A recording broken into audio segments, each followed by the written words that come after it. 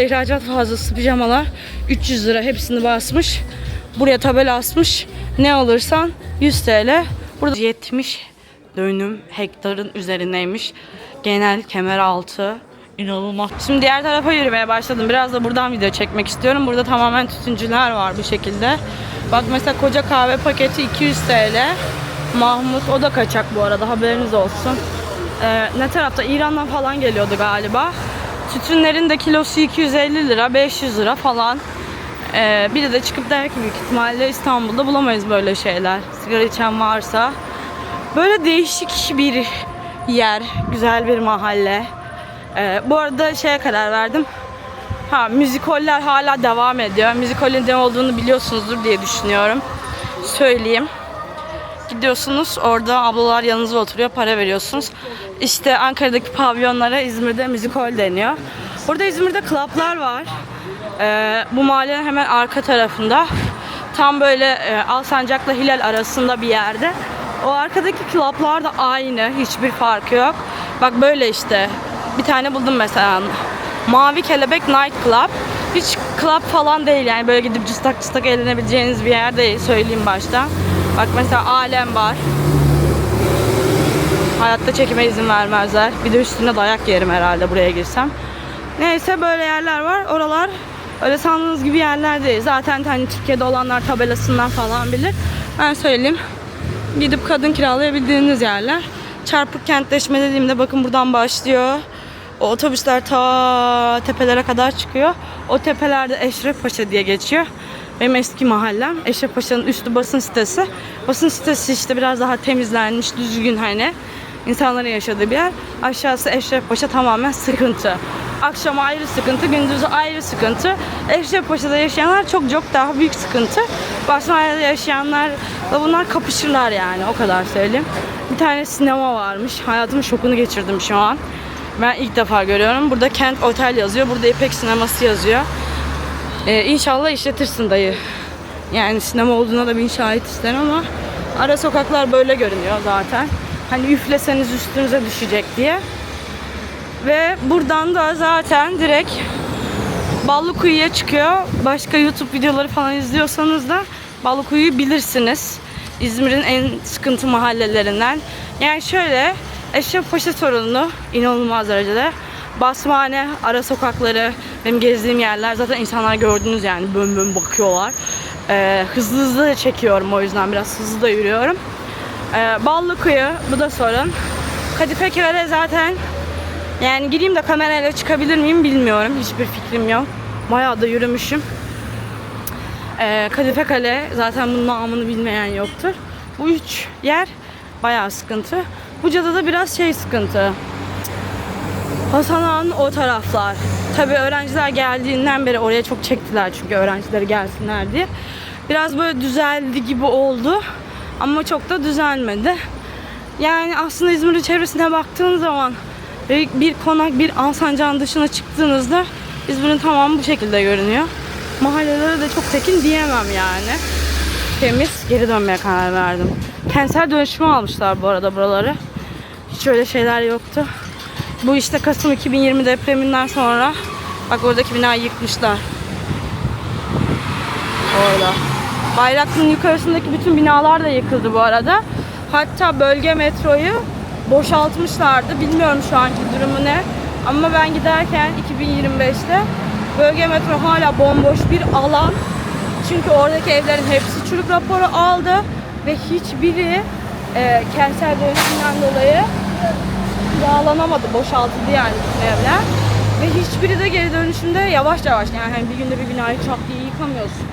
Bu sefer trafik tıkanır falan. Böyle saçma sapan bir hal almıştı. Biraz da Göztepe'nin aşağısı yukarı doğru. Çünkü İzmir'in denizi doldurma. Bunu da söyleyeyim yani. Konak'ta bir tane cami var. Artık yarın falan gittiğimde gösteririm. Caminin başladığı yer aslında deniz. O kadar dolduruyorlar ki hani feribotun olduğu yerden camiden böyle bir 2 kilometre 3 kilometre daha yürürsün oralarda artık. Anlatırım tabii o taraflara geçince. İzmir'in gerçek yüzünü anlatmak istiyorum. 10 yıldır yaşadığım bir şehir olduğu için. Sonra Antalya'ya gitmeyi düşünüyorum. Antalya ile ilgili de konuşmak istediğim çok fazla şey var. Türkiye'yi, ülkemi seviyorum. Ben gerçekten hani çok milliyetçi bir insan, kabul ediyorum. Ama bu hiçbir şey eleştirilmez anlamına gelmiyor. Bir şeyleri sevmek onun eleştirilmeyeceği anlamına gelmiyor. Görüyorsunuz hocamı da çok seviyorum. Ama onu da çok eleştiriyorum. Neyse. Bu şekilde etraf. Mesela İzmir'de bir de şöyle bir şey var. Burada mesela şu yazıyor ya. Kızıltepeliler Kültür ve Dayanışma Derneği. Bu derneklerin hepsi sahte. Hepsi hemen hemen aklınıza gelebilecek. Burada kaçak ürünler var yine. Gelebilecek hepsi sahte. Tamamen kumara oynatıyorlar. Ve bazıları yakalanıyor bu arada. Hatta bir tane şey vardı. Üç Yolu Sevenler Derneği vardı, hatırlıyorum. Çok saçma, bizim mahallenin 2 alt sokağındaydı. Sonra biraz soruşturduk. Mesela orası da hani direkt kumar oynatılan bir yer çıktı. Oy, Basmane böyle. Daha fazla içlere girerim ama içerileri hep ev. İnsanlar yaşıyor, artık bitiyor, gördünüz zaten videoda. Ve ondan sonrası da zaten artık hani insanların mahallesine de girmek istemiyorum. Öyle yürüyebileceğiniz bir mahalle değil çünkü. Böyle. Türkiye'ye hoş geldiniz. Benim gözümden bir de ülkemizi gezelim. Çok farklı rotalara gideceğim. O yüzden bu videoyu izlediyseniz lütfen devamını da takipte kalın. Güzelleri söylediğimiz kadar kötüleri de söylemenin vakti zamanı gelmiştir. Beraber gezeceğiz. Buraya da yalandan tabela asmışlar. Oteller sokağı diye. Etrafında bir daire çiziyorsun. Oteller bitiyor. İş Bankası da hemen güzel olan yeri kapmış. Başka da hiçbir şey demiyorum. Tabelaları kaldırmamışlar. Adamlar Türkçe öğrenmiş. Bak. Hepsi Türkçe. Burada Surice. Burada da ayrı. Bak. Yapımda ve yayında ülkemin bu hale gelmesinin emeği geçen herkese teşekkürler. Şu çorbacı doktor Instagram'da ünlü olmuştu. Neden bilmiyorum. Burada deli gibi çorba içiyorlardı. Dünyanın en kötü çorbasını yapıyor, ben söyleyeyim. Hoşuna hiç reklam demeyeceğim. Zaten kötü yani. Niye? Artık boşalmış zaten, kimse gelmiyor. Kesin büyük ihtimalle pahalıya satıyorlar da. Gece var ya, sarhoş kafayla içtiklerini de bilmiyor millet. Neyse, böyle buradan geldim. Şurada da çay ocağında çay 25 lira. Bana öyle bir bakıyorlar ki var ya, dövecekler ha. Çay ocağında çay 25 lira. Dayı da orada çorap satıyor. Bir düzine çorap 150 TL. Bak, gidip çekeceğim şimdi. Bak, toptan 12 çift düzine çorap 150 TL. Görüyordum. Ana caddeye çıktım, 500 lira oldu. Kirası vergisi tabii ki vardır ama bazı şeyler de, bak orada da 600 lira. Yine uygun bu arada Türkiye'deki diğer yerlere göre ama işte bazı şeyler göz göre göre oluyor. Bazı şeyler de göz yuma yuma oluyor. İzmir'de ikinci durağımız, İzmir'in hatta dünyanın en eski ve en büyük çarşılarından bir tanesi Kemeraltı. Şimdi girişi burada ve Kemeraltı'nın girişinde Konak Meydan diye geçiyor burası bu arada, İzmir Saat Kulesi. Burada ünlü bir cami var. İzmir bu caminin yapıldığı yere kadar gerçekten denizmiş. Yani şu hizadan. Ve bakın bu camiden ta oraya kadar doldurmuşlar İzmir'i. Bu da şunu gösteriyor. Önce cami yapıldı. Saat Kulesi sonradan yapıldı. Saat Kulesi'nin yapılmasının sebebi, Türkiye'nin her şehrinde dikili bir şekilde kendi mimarisine ait Saat Kulesi vardı. O yüzden bunu da buraya dikmişler. Çok bir numarası yok. Şimdi Kemeraltı ile ilgili bilmeniz gereken o kadar çok şey var ki anlatamam yani. Öncelikle dünyanın ilk Araslı sistemine sahip çarşısı. Araslı sistemi ne demek? Bildiğiniz Kemeraltı'na bir yere gidiyorsunuz. Her şey sistemli. İşte mesela bakırcılar ayrı yerde, takıcılar ayrı yerde, yemekçiler ayrı yerde, kıyafetçiler ayrı yerde. Bu sistem hala devam ediyor günümüzde gittiğiniz zaman. Bunun sebebi de bu sistemin adı Aras'ta. Neden dünyada ilk? Çünkü daha önce her şey karışık olmasına rağmen, karışık bir şekilde satılırken burası dünyanın en büyük limanlarından bir tanesi olduğu için, biraz daha dükkanlara yakın yürüyeyim de size etrafı göstereyim. Dünyanın en büyük limanlarından bir tanesi olduğu için bütün her şey, herkesin aradığı şekilde buraya gelen tüccarlar hızlıca aradıklarını bulsunlar, fazladan hani yol yapmasınlar çünkü çok vakitleri olmuyor diye bu sistemi icat etmişler. Günümüzdeki alışveriş merkezleri de Bu Arasta sistemi adı verilen sistem kullanılarak yapılıyor. Yani bir alışveriş merkezine gittiğiniz zaman işte elektronikler bilmem kaçıncı katta, giyim ürünleri bilmem kaçıncı katta vesaire diyor. Kemeraltı gerçekten çok büyük ve çok karışık. Çünkü eski liman kenti ve İzmir ticaretine bakıyor. O camiden önce benim o ilk girdiğim yer de aslında denizmiş. Ve buradan o girdiğim yerden tüccarlar gemileriyle ta oradaki girişten gemileriyle Kemeraltı'nın başlangıcına yanaşıyorlarmış. Ve oradan alışverişlerini yapıyorlar ya da alacak vereceklerini hallediyorlar. Bir diğer ilginç bilgi ise gerçekten, şimdi abidik gubidik sokaklar falan çok var, insan da var ama Eminönü'nden daha eski galiba tarihi. Bir bakmam lazım. İkinci bir diğer sistem ise dünyanın ticaret kenti, başkenti olan bu Kemeraltı'nın özelliği ilk hani inşa edildiğinde dükkanların dışarı doğru bakmasıymış. Bu arada taze sıkılmış meyve suyu çok severim. Neyse, dışarı doğru bakmasıymış. Peki bu ne anlama geliyor? Normalde bütün dükkanlar içeri doğru bakarken burada dünyanın ticaret merkeziyken Kemeraltı dükkanlar dışarı doğru bakıyor. İçeri girdiğinizde Kızlar Ağası'nı göstereceğim birazdan. Kızlar Ağası'nda dükkanlar dışarıda doğru. Bunun da sebebi tüccarlar limandan inmeden bile hızlıca alışverişlerini yapabilsinler diye. Tabi zamanla sonra genişliyor. Burayı değiştirmişler bu arada. Burası hiç böyle değildi. Filibeli Hanı diye. İçeriği yapmışlar. İçerisi boştu, giremiyordunuz. Ben de şu an sizinle olan yenilikleri görüyorum. Burada Kemeraltı Çarşısı'nın denmesinin sebebi Kızlar Ağası Hanı'ndan sonra gel abla gel üstüme doğru gel, yolu bilmiyorsun çünkü. Kemeraltı Çarşısı'nın denmesinin sebebi ise kemerlerin üstüne inşa ediliyor. Bir diğer ilginç özelliği de İzmir'de 9 tane sinagogun olduğu tek bölge. Burada kaybolmamak elde değil. Bu yoldan bu tarafa doğru dönerseniz girişinden kıyafetçilere gideceksiniz. Bu tarafa doğru Kızlar Ağası. Kızlar Ağası'na direkt girmek istiyorsanız Çankaya metro çıkışından ulaşabiliyorsunuz. Biraz daha hani etrafı gezerek, yürüyerek gireyim diyorsanız Konak metro çıkışından zaten Kemeraltı diye tabelası var. Bu şekilde görebilirsiniz. Seçenekler tamamen size kalmış. Nasıl giriş yapacağınız. Kemeraltı'nın bu kadar ünlü olmasının sebebi İzmir'de şöyle bir kültür var. Tabii Trendyol'dan falan önceydi. Pandemiden sonra biraz değişti ama bir şey arıyorsunuz. Şuradan gireceğiz. Biraz kalabalık, etrafı göstereyim size. Bir şey arıyorsunuz. İğne, iplik dahil. Diyorsunuz ki ben bunu nereden alırım? Kemeraltı'na git, orada vardır. İzmir'in bütün toptancıları da bu arada burada konumlanmış bir şekilde yerlerini alıyorlar. Haliyle bir şey alacağınız zaman bir toptancının dükkanına gidip parakende fiyatı olmadan toptan fiyatına daha azını alabilirsiniz. Ya da aynı şekilde toptancılarınıza da buradan ulaşabilirsiniz. Üretim yapılıyor mu bilmiyorum. İzmir Organize Sanayi var bu arada. Menderes tarafında bir tanesi, diğeri Ali Ağa tarafında. Birbirine yakınlar zaten az çok. Bakın mesela burada ihracat fazlası pijamalar 300 lira, hepsini basmış. Buraya tabela asmış. Ne alırsan 100 TL. Burada da çantalar 400 TL. Bu adam, ben kendim bildim bileli burada. Bazen çanta satıyor, bazen halı satıyor. Burada bir pet shopçu var. Hayvan satılmıyor artık pet shoplarda. Türkiye'deki yasalar gereği biliyorsunuz zaten. İşte bakın mesela hediyelik çantalar normalde bir hediyelikçiye gittiğinizde alacağınız ve 250 TL sadece gördüğünüz üzere. Burası aslında normalde toptan satıyor. Toptan alışveriş de yapabilirsiniz. Parakende de yapabilirsiniz. Burada da mesela bakın bir sürü kupa çeşitleri var ve 200 TL. Yani burası böyle yok ve Osmanlı zamanından beri var olduğu için tarihi, mimarisi olarak gerçekten korunmuş. İzmir halkı da bunu korumayı çok güzel başarmış bence. Hani yapıyı bozmadan. Mesela gördüğünüz gibi evler hala işte bu şekilde cundalı, 2 katlı. Muhtemelen belediyede daha üstünün böyle 3. 4. katlara izin verilmiyor. Burası Doyuran Manisa Kebabı İzmir'in en ünlü kebapçısı. Fiyatları da uygun bu arada. Geçerken göstereyim.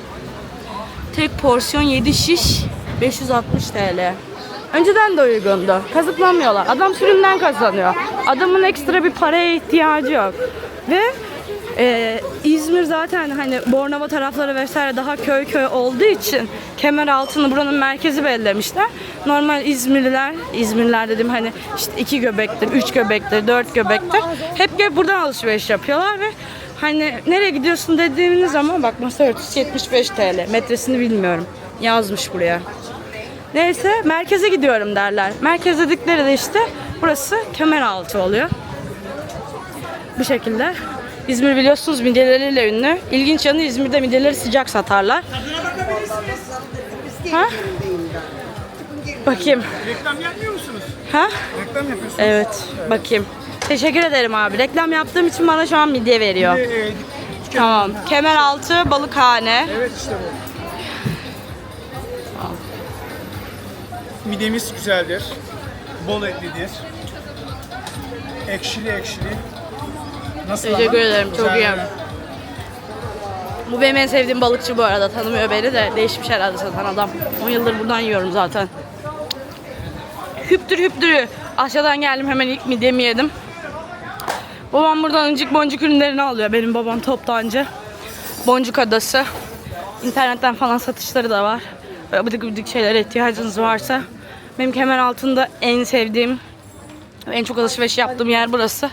Parti eşyaları. Ben böyle abidik gubidik hediyelik almaya bayılırım. Tek hobimdir yani bu hayatta. Yani gider oradan alışverişimi yaparım, arkadaşlarıma hediyelerini vesaire. Burası yeni açılmış. Yoktu. Böyle bir sürü züccaciye ürünleri var gördüğünüz üzere. Ve bunları çok uygun fiyata alabiliyorsunuz. Gerçekten inanılmaz uygun fiyatlara. Yani aynı eski zamanlardaki gibi işte bir leğen 100 lira. Ne bileyim bir tuzluk 300 lira. 300 lira değil de hani 30 lira falan. Böyle gerçekten uygun fiyatları alıyorsunuz. Nişan düğüncülerin olduğu yer ayrı. Çankaya girişinden yanlış kapıdan girerseniz kızlar arasına girmek için yanlışlıkla nişancıların, düğüncülerin eline düşüyorsunuz. Allah düşürmesin. Çok zor insanlar. Hiçbir şey beğenmiyorlar. Böyle bu şekilde züccaciye dükkanları. Şurada da kızlar ağası var. Hadi gidelim. Buraya yeni isim vermişler ya da olan ismi yazmışlar. Çankırı Çarşısı yazıyor. Çankırı ya da çok daha eski zamanlarda Çangırlı anılan Kemeraltı'nın bu eski çarşısı bakırcılık, demircilik gibi zanaat geleneklerini yansıtır. Çankırı esnafla özleşmiştir. Bu yolun sonunda Bakırcılar Çarşısı'na çıkıyorsunuz zaten. İnsanların neden Kemeraltı'na alışveriş yaptığı belli. Hatalı tülbent yazıyor. Kenarın zaten kadına oyasını yapıverir. 20 TL. Kemeraltı'nın ve Kızlar Ağası'nın en ünlü kahvecileri de burada bu arada. Gördüğünüz üzere. Buralar hep böyle işte Türk kahvesi içiyorsunuz, fal bakıyorsunuz. Bazıları falcılarıyla baya ünlü. Bir tanesi Fısıltı Kafe falcısıyla bayağı ünlü. Destina yine o da kahve falcısıyla bayağı ünlü. Merhaba. Polat Kafe de aynı şekilde. Giriyorsunuz yorumlara, kahveye yorum yok. Sadece falcı. Bayılıyorlar burada. Bu kültür devam ediyor yani. Şimdi video çektiğim için çok şükür davet etmiyorlar. Normalde 30 saniyede bir darlıyorlar. Bu arada İzmir'in babamdan sonra tabii ki babam en büyük derecesidir. Günderi. Arkadaşı zaten babamın da olsun. Benim babam daha iyi. Bu şekilde bu sokak böyle bildiğin dibine kadar gidiyor kahvecilerle. Size bağlı tamamen. Hangisinde oturmak istediğiniz. Bu arada kumda yapıyorlar bu kahveleri. En ünlüsü burada bütün bu Kemeraltı'nda kahvesi Ömer Usta. Bu arada evet o. Bakın burada postaya bile çıkmışlar. İzmir'in yerleri sadece buraya gelir. Diğerlerini sevmezler. Şuradan bir çıkayım. Sonra size Kızlar Ağası'nı göstereyim. Sokak böyle daire şeklinde gidiyor. O 4 tane saydığım falcısıyla ünlü. Çok seviyor insanlar. Ömer Usta İzmir'in en ünlü kahvecilerinden. Kumda yapıyorlar. Gerçekten o kadar güzel okkalı bir Türk kahvesi yapıyor ki. En son geldiğimde 50 liraydı. Ama şu an fiyatını bilmiyorum Türk kahvesinin. Yalan olmasın bu arada. Şuradan bir çıkayım da. Yaygara kafamı ağrıttı. Bir de güneş geçti herhalde tepeme. Sıcak yani. Bakın burada her şeyin toptancısı var hayal edebileceğiniz. Bunlar çeyizciler bu arada. Ben olsam, İstanbul'da yaşayan biri olsam vallahi İzmir'e gelirim, çeyiz alışverişimi oradan yaparım. Burada bir tane bakırcı var, demirci var. Bu dayı fıttır vermiş buradan da. Şu sokaktan böyle devam ettiğinizde demircilere devam ediyor. Buradan bugün almıştık zamanında, hatırlıyorum. Şöyle şuradan çıkayım. Takıcılar burada daha ucuz. Bak orada hepsini koymuşlar. 150 liraya satıyorlar yani. Fırfır yapıyor demeyeceğim çünkü ışık kendi fırfır yapıyor. Bunda benim yapabileceğim bir şey yok. Kaliteli ışık kullansaydın. Dekorasyon falan için de böyle bildiğiniz yapay çiçekler aklınıza gelebilecek boy. Bir de toptan aldığınız zaman size indirim de yapıyorlar. Genel Kemeraltı'nın her yerinde. Çok da böyle fiyatları öldürmeyin. Zaten adamlar uyguna satıyor da hani genel olarak söylüyorum böyle. Şimdi bunu yabancı insanlar da izliyor. O yüzden şunu göstereceğim. Bu Türk kahvesi özel cezve. Önceden bakırdan oluyormuş sadece. Şimdi tencere şeyden falan, dandirik şeylerden falan da yapıyorlar da. Türk kahvesi cezvede yapılır. Önce suyu konur, sonra kahvesi konur. Yavaş yavaş ısıl ateşte pişirilir. Espressodan ya da işte şeyden farkı odur. Yapıyorlar ya macchiato bir moka potta. Ondan farkı budur. Kahve ile su ateşte, yavaş ateşte pişerek yapılır. Türk kahvesi double çekimdir. Duble. Arabika'dır bu arada. Arabika kavrulur. Kavrum şekli. Hatta bir tane Türk kahvesi dünya şampiyonu var. O da kendi şampiyonluğunu pişirme tekniğiyle alıyor bu arada. Ve kendisi de onu kabul ediyor. Diyor ki Türk kahvesi aslında biraz daha yoğun demlenmiş bir espressodur diyor. Türk kahvesinin Türkiye'ye gelmesinin hikayesi de zaten Yemen'den geliyor Osmanlı zamanında. Kahve geliyor. Yemen'den geldiği zaman ve acı tadı olduğu zaman burada ağdalı bir şekilde pişiriyorlar espresso kıvamında. Aslında kahve her yerde bulunmuyor. Bir yer hatta kahve bitiyor nohut pişiriyorlar. Menengiç kahvesi de oradan geliyor. Gerçekten menengiçten yapıldığı için. Böyle değişik bir tarihimiz var. Severim, bilirim. Bakın Türkiye'ye geldim her şeyi biliyorum. Fıtır fıtır fıtır sayıyorum. Şimdi o ünlü Kızlar Ağası Hanı Cevahir Bedesteni. Cevahir Bedesteni ne demek bilmiyorum. Bu arada gelirken biraz önce okudum. Aha. Şimdi gelirken okudum bu arada. 270 dönüm hektarın üzerindeymiş. Genel Kemeraltı. İnanılmaz çok geçirdim bu arada. Burada hep hediyelikler var. Mesela magnetler var. 40 TL. İşte 1 dolar, 1,5 dolar falan yapıyor. İyi bence fiyatı. Daha böyle işte gümüşçüler var. Buradaki gümüşçüler bu arada İzmir'in geneline göre biraz daha uygun ve özel tasarımlar satıyorlar. Bakın bu şekilde. Ben gümüş çok severim bu arada. Aşığımdır yani. Yapışırım hemen. Anneme buradan bir sürü şey aldırmıştım ama hiçbirini yanında götüremedim. Sonra dağıttım zaten arkadaşlarıma. Gümüş de yükselecek diyorlar, bilmiyorum. Benim borsaya piyasalara hakimlik. Bakın burada böyle güzel tasarımlar var. Biraz şunları göstereyim. Bunlar büyük ihtimalle muskalar. Bir dakika. Ayarını yapmaya çalışıyorum. Niye böyle görünüyor? Işık şey yapıyor. Bunlar muska. Kur'an'da geçiyor. Yabancı izleyiciler için anlatıyorum. Bu Türklerin sembolleri. Kurt. Türkler kurtlarla özdeşleşiyor her zaman. Aslan var burada 2 tane. Onun dışında bunlar İskandinav sembolleri. Bakayım başka gösterebileceğim. Şimdilik yok. Bunlar da nazar boncuğu deniyor. Evil eye İngilizce'de. Kötü gözü, kem gözü, kıskançlığı, haseti uzaklaştırdığına inanılıyor. Bu da Türk motifi. Osmanlı zamanında lalelerle ünlü olduğu için Hollanda bizden çalıyor bu arada laleleri. Bu hikayeyi de sonra anlatayım size. Bunlar ünlü olduğu için bu şekilde burada mesela her yerde nazar boncuğunu görebilirsiniz. Bu da zaten hep şeydir. Türkiye'ye geldiğini söylemeden Türkiye'ye geldiğini belli et. Instagram'da falan sosyal medyada çok olay olur. Aynı Vietnam'daki gibi biz de böyle bayraklarımızı falan asmayı çok severiz bu arada. Osmanlı'nın da Hollanda'nın da laleleri bizden çalma hikayesi şöyle. Osmanlı'da çok lale var. Hollanda'da lalenin L'si yok bu arada. Selim bizim sultanlardan en son zaten Osmanlı Devleti batmadan önce hediye ediyor. Diyor ki işte bunları alabilirsiniz. Hollanda çok seviyor laleleri. Bunun bu arada gerçekten tarihsel hikayesi. Yani mitolojik falan değil. Araştırıp tarihsel olarak bakabilirsiniz. Bakın bunlar da Türk motifi. Turkuaz da Türk mavisi demek bu arada. Turkuaz, Türk oazdan, Fransızcadan geliyor. Çok seviyorlar işte Hollanda hükümeti. Sonra her yere ekmeye başlıyorlar. Oradan zaten Osmanlı Devleti batınca Hollanda'da diyor ki biz bu lalelerle diyor ünlü oluruz diyor. Aslında Hollanda'ya laleyi gönderen bile biziz. Bu arada Türkiye sınırları içerisindeki laleler gönderiliyor. Bakın bunlar da Türk motifleri olarak geçiyor. Şimdi herkes bildiği için çok da uzun göstermiyorum. Yabancılar biraz hani merak ediyordur Türkiye nasıl görünüyor diye. Eşimin annesi Daniel izliyor videolarımı. O yüzden biraz da onun için gösteriyorum. Ona da böyle selam göndereyim hemencecik. Bu şekilde bunlar da yine aynı lambalar. Bir ara babam bunlardan yaptırıyordu. Allah'ım çok kötüydü. Biz yapıyorduk bunları, kabus gibi bitmek bilmiyor. Burada bir tane tabela asmışlar. Bu önceden yoktu. Kuru gösteriyor. 2 katlı bu arada. 2. katta sahaflar falan var. Antikacılar var. Kata nereden çıkılıyordu? Kare şeklinde bu arada. Kızlar aslında kaybolmak çok kolay bir şey değil. Şuradan 2. kata çıkılıyor. Orayı da göstereyim. Ondan sonra Kemeraltı videomuz da böylece bitmiş olsun. Tam ortasında yine Türk kahvesi içiliyor. Bu arada bununla ilgili çok komik bir anım var. Şimdi Türkiye'de her yerde çay ocağı var. Ve sadece çay ve Türk kahvesi satıyorlar. Yemek falan satmıyorlar.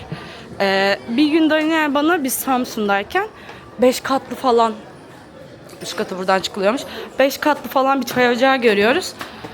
Daniel işte bana şey diyor, yani siz Türkler tam olarak ne kadar çay içiyorsunuz diyor. Yani bizim kültürümüzdür. Hani şöyle bir gezmeye çıktın, hemen oturur bir bardak çay içersin diyorum. O da diyor ki yani yok, 5 katlı diyor çay diyor, nasıl kazandırıyor o kadar da yapıyorsunuz falan diyor. Böyle ilginç bir hikayesi var. Burada işte antikacılar var. Daha böyle antika ürünler. Bunlar biraz daha eski Osmanlı motiflerine yakın. Bu Yunan motifi. Onu söyleyeyim. Bakayım başka ne var. Şurada bir tane çok, diğer tarafta mı acaba? Ünlü bir tane zırh vardı. İzmir'deki yaşayan herkes bilir. Birkaç kişi de fiyat almıştı. Hatta bir ara o zırh o kadar ünlendi ki sosyal medyaya falan düşmüştü. Görmüştüm. Fiyatını sormuşlar. Burada kalaylı gümüşler var. Bunlar da eski antika eserler. Umarım izleyenler sıkılmamıştır bu arada. Burada da var böyle değişik şeyler. Zaten yazıyor burada gümüş para her şey alınır falan filan diye. Zırhı göstermek istiyorum. Adam sattı mı lan acaba? Diğer tarafın girişindeydi. Satmış herhalde.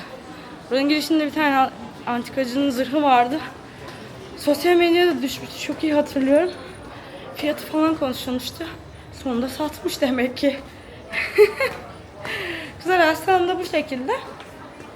İzmir'in en büyük, dünyanın bu arada Kemeraltı en büyük açık hava çarşısıymış. Şimdi ben de sizinle öğrendim. Hayatımın şokunu geçirdim. Burada doğal taşçılar da var bu arada. Gittiğiniz doğal taşçıya göre fiyatı değişiyor. Gerçek taş mı değil mi bilmiyorum. Orası tartışılır yani. Çok da şeyimde değil.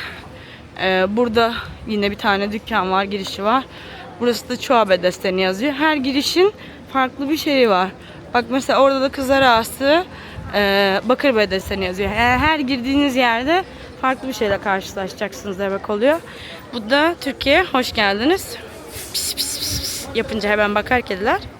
Böyle her yerde görebilirsiniz. Biz Türkler olarak kedileri çok severiz. Sebebini de bilmiyorum yani. Ben şuna bağlıyorum. Türkler Osmanlı'da İslamiyet'e geçiyor. İslamiyet'te de kedi beslemek sünnet. Evde köpek besleyemiyorsunuz ama kedi besleyebiliyorsunuz.